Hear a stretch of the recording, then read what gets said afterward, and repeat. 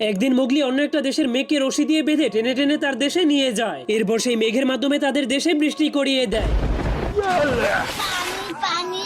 কারণ তাদের দেশে অনেক বছর ধরে বৃষ্টি না হওয়ার কারণে তাদের দেশটা একদমই শুকিয়ে গিয়েছিল। এই জন্য সে তাদের পুরো দেশের মধ্যে একটা নদীও তৈরি করে দেয়। কারণ মোগলি এতটাই শক্তিশালী ছিল যে সে বড় বড় তুফানকে রশির মাধ্যমে বেঁধে বেঁধে কন্ট্রোল করে ফেলতে পারত।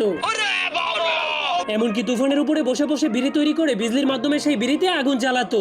এরপর সেই তুফানকে তার পিছল দিয়ে গুলি করে ভয় দেখিয়ে তার দেশ থেকে তাড়িয়ে দিত। কারণ এই মোগলিকে ছোট থেকেই নেকড়েরা লালন পালন করে বড় করেছিল। এই জন্য সে সবসময় অন্যান্য প্রাণীদের সাথে মিলেমিশে খেলাধুলা করত।